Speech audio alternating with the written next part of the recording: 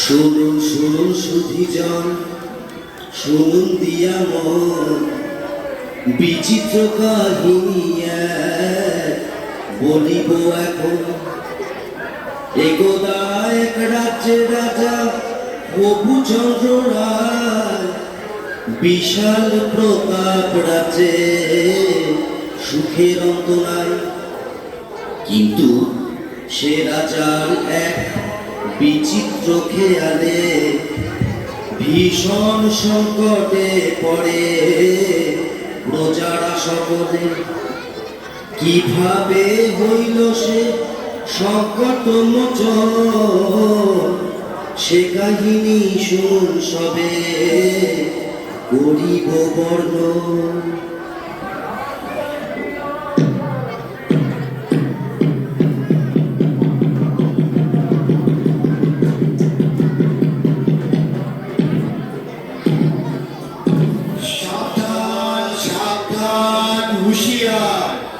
মহামহিম মহারাজা আশুপুত্র হিমাচলের একচ্ছত্র অধিপতি শ্রী শ্রী প্রভুচন্দ্র রায়বাহাদুর সপরিষদ রাজসভায় প্রবেশ করছে।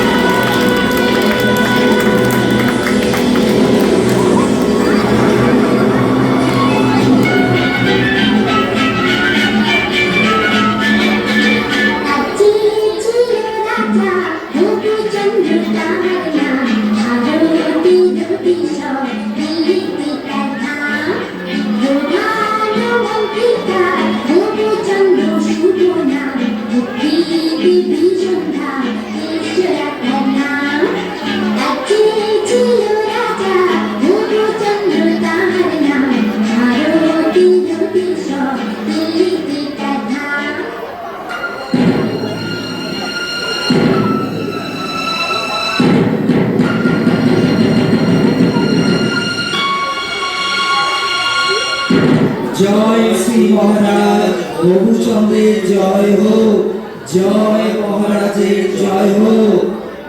আপনারা আসন গ্রহণ করুন। মন্ত্রী, রাজ্যের সকল সংবাদ ভালো তো? হ্যাঁ মহারাজ, সকল সংবাদই ভালো।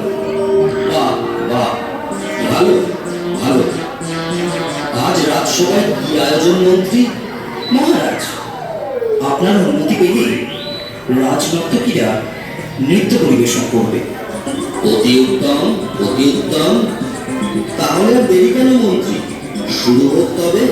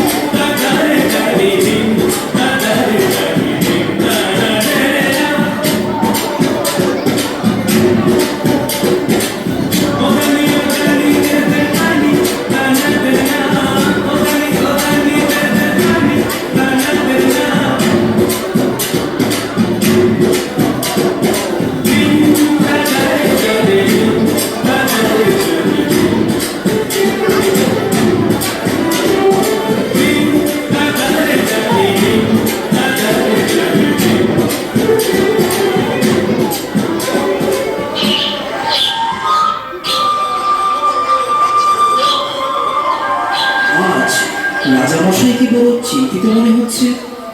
কি বিষয় নিয়ে আপনি এত ভাবছেন মহারাজ? রাজ্যে তো কোনো সমস্যা নেই। তাহলে আপনার চিন্তার কারণ কি? হ্যাঁ মহারাজ, আমাদের বলুন, কি নিয়ে এত ভাবছেন? আসলে একটা কথা ভেবে আমি সারা রাত ঘুমোতে পারিনি। আমি আশুপুত্র হিমাচলের দুর্দণ্ড প্রতাপ প্রভুচন্দ্র রায়বাহাদুর আমারই রাজ্যের ধুলি আমারই পা দুটোকে মলিন করে দেবে, বিবর্ণ করে দেবে, এই আমার কাছে অসহ্য। কোথায় ভুলো মহারাজ? এ আপনার মনের ভুল। আপনি অযথা চিন্তা করছেন। না না, এ মনের ভুল না। আমার রাজ্যের মাটি কিনা আমার পা মলিন করছে, এ কি সোজা কথা? অসহ্য। শীঘ্র আপনারা এর প্রতিকার করুন, না হলে কিন্তু কারোর রক্ষে নেই। কিন্তু রাজ্যে যদি ধুলা না থাকে তাহলে আপনার পদধূলি পাবো কি উপায়? কথাটা বটে সত্য, কিন্তু আগে বিদায় করো ধুলি, পরে হবে পদধূলির পদ্য। রাজ্যের এত বড় জ্ঞানী গুণী পণ্ডিতরা আমার রাজসভায় আছে, কিভাবে এই ধুলির হাত থেকে রক্ষা পাওয়া যায় শীঘ্রই সেই উপায় বার করুন, না হলে কিন্তু ঘোর বিপদ। মহারাজ, মাটি থাকলেই ধুলা হবে। যদি মাটিতে জল দিয়ে ভিজিয়ে নেওয়া যায় তাহলে আর ধুলা উঠবে না, আর পায়ে লাগবে না মহারাজ। কিন্তু সারা রাজ্য জল দিয়ে ভেজাতে গেলে তো অনেক জল লাগবে। পুকুর, নদী, খাল বিলে তো আর জল থাকবে না। সেটা তো খাঁটি কথা। মহারাজ, যদি আমরা ঝাড়ু ঝাঁটা দিয়ে সবগুলো সরিয়ে দিতে পারি তাহলে তো আর মলিনগুলো আপনার পায়ে লাগবে না মহারাজ। বাহ বাহ, খাসা বলেছ, চমৎকার। তাহলে সবাই মিলে লেগে পড়ো কাজে। রাজ্যের যে যেখানে আছো সবাই মিলে ঝাড়ু ঝাঁটা নিয়ে ধুলো দূর করার কাজে লেগে পড়ো। বলো, এটা আমার আদেশ। তাই হবে মহারাজ। মহারাজ, আপনি কি এই কাজে সকলের সাথে লেগে পড়বেন? চুপ করো বেয়াদব। কাজের কাজ না করে খালি বাজে কথা বলা বন্ধ করো। যা বলেছি সেটা যেন অক্ষরে অক্ষরে পালন করা হয়। যত সব মূর্খের দল।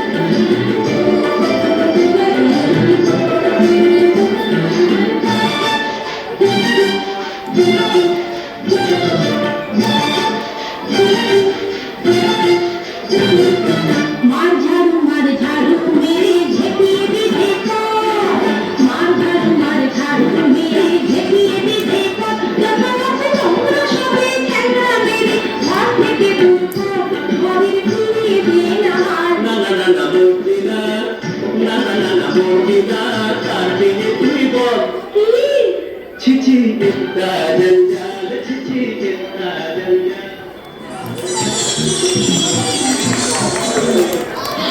ওরে বাবারে, ওহ বাবারে, বন্ধ করো বন্ধ করো।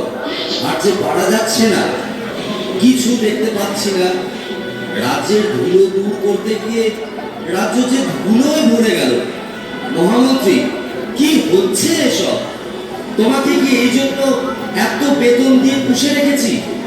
রাজ্যে এত জ্ঞানী গুণী পণ্ডিত থাকতে আমার রাজ্যের এ কি হাল হলো? এটা একটা শীঘ্র বিহিত চাই। তাহলে জল দিয়ে সব ধুলো বের ফেলা হোক, তাহলে আর ধুলো থাকবে না। আর যে পারা যাচ্ছে না, যা ভালো হয় তাই বলুন। সবাইকে জল ঢালতে আদেশ দেয়া হোক।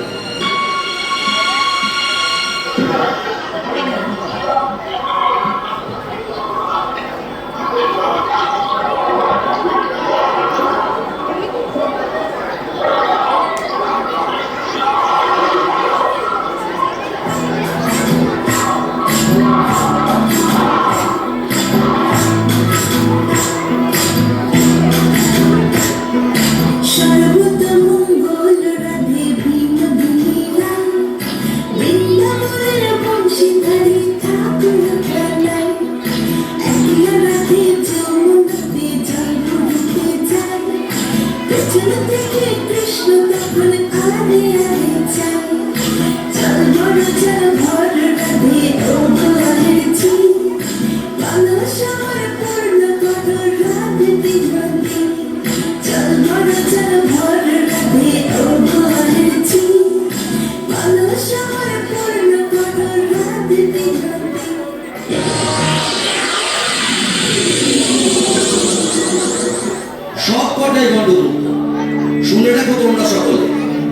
এর যদি কোনো উপায় বের করতে না পারো তাহলে সবাইকে শুলে চড়াবো। মহারাজ, আমরা তাহলে গোটা রাজ্য বাদুড় দিয়ে ঢেকে দিই মহারাজ। সর্বনাশ, এত মাদুর কোথায় পাবো বলো দেখি? আরেকটা উপায় আছে মহারাজ। আপনাকে যদি একটা ঘরে বন্ধ করে রাখা যায় তাহলে তো ধুলা আপনার গায়ে লাগবে না, আর আপনার পদজগুলো ধুলার মনে ধরে না। আহ, কি বুদ্ধি, কি বুদ্ধি! আমি যদি ঘরে বন্দি থাকি তাহলে রাজ্যকে চালাবে শুনে। আচ্ছা, গোটা রাজ্যটা যদি চামড়া দিয়ে মুড়ে ফেলি তাহলে কেমন হয় মহারাজ? চামড়া দিয়ে? তা এত চামড়া কোথা থেকে পাবো বলো দেখি? না না না, এসব চলবে না, অন্য কোনো উপায় পাবো। যদি মুচিকে খবর দেওয়া যেত, ও যদি কোনো উপায় বার করতে পারতো। ঠিক আছে, পেয়াদা, এক্ষুনি মুচিকে খবর দাও। বলো রাজার আদেশ, তাকে এক্ষুনি রাজসভায় নিয়ে এসো। যথা আজ্ঞা মহারাজ।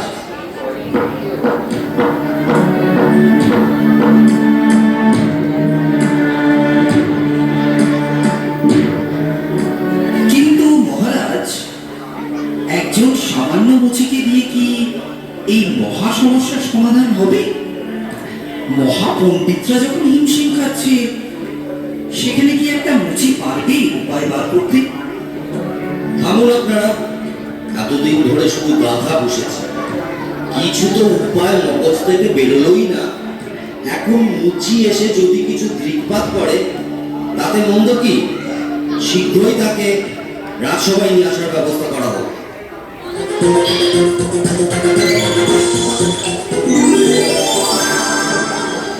বলেন মহারাজ, কি জন্য আমার খবর করেছেন? আমি কি কিছু অন্যায় করেছি? না না, সেসব কোনো ব্যাপার না। ধুলো দূর করার জন্য তো অনেক ব্যবস্থাই নেওয়া হলো। অবশেষে মহামান্য বিদ্যান মশাই পরামর্শ দিলেন গোটা রাজ্য চামড়া দিয়ে ঢেকে ফেলা। তোমার কি মনে হয়? এই ব্যাপার মহারাজ, এই তো সহজ উপায়। এর জন্য এত কিছু করণের দরকার নাই মহারাজ। বটে, তবে শুনি সে কি উপায়? আপনি যদি আপনার চরম দুইখান চামড়া দিয়ে ধাক্কা ফেলেন তাহলে তো রাজ্য থাকার দরকারই পড়ে না মহারাজ। এত কি হবে শীতে? চুপ করো, যত বড় মুখ নয় তত বড় কথা। তোমায় ফুলে চলানো হবে। এ বুঝি ষড়যন্ত্র। ও আপনার পা ছুঁলে আপনি অসুস্থ হবেন মহারাজ। কামুন কামুন কামুন আপনারা সকলে। মুচি, তুমি নির্ভয়ে তোমার কাজ শুরু করো।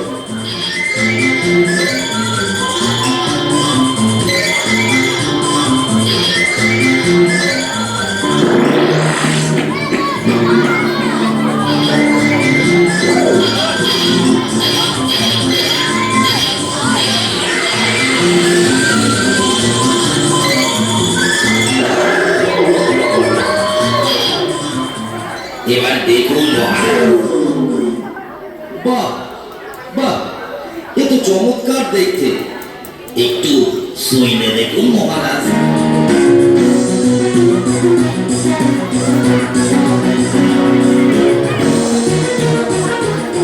বাহ, বড়ই ভালো। এ তো বেশ, পায়েও ধুলো লাগছে না, অতি উত্তম। আমি বড়ই প্রসন্ন। এই নাও তোমার পুরস্কার।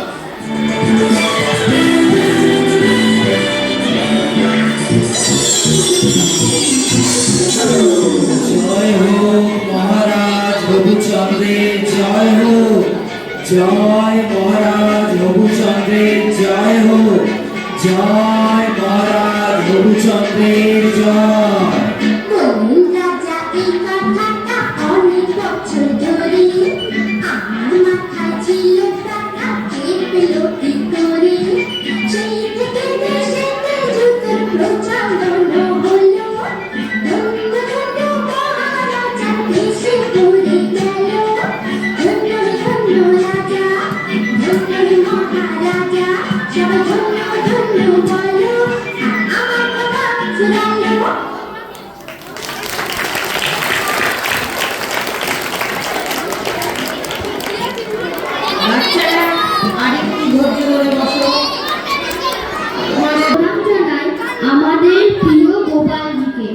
তারপর ত্রিনয়নী মা, শ্রীরামকৃষ্ণদেব, শ্রীমা সারদা দেবী, স্বামী বিবেকানন্দ, স্বামী অবদানন্দ ও স্বামী সত্যানন্দ দেবকে। এখানে উপস্থিত সকল গুরুজনদের প্রণাম জানাই ও ছোট ভাই বোনদের ভালোবাসা জানাই। ঠাকুর, তোমার জন্মদিনের উৎসবে আমরা কেউ নাচলাম, কেউ গান গাইলাম, কেউ আবৃত্তি করলাম। তুমি সবই দেখলে, সবই শুনলে। তোমার নিশ্চয় খুব ভালো লেগেছে, কারণ তুমি তো আমাদের খুব ভালোবাসো। তুমি মন্দিরে আছো, মসজিদে আছো, গির্জায় আছো। তুমি গাছপালা, পশু পাখি ও আমাদের সবার মধ্যে আছো। ঠাকুর, তুমি আমাদের আশীর্বাদ করো, আমরা যেন বড় হয়ে কেউ ডাক্তার, কেউ ইঞ্জিনিয়ার, কেউ শিক্ষক বা আরো কত কিছু হয়ে দেশের সেবা করতে পারি। এখন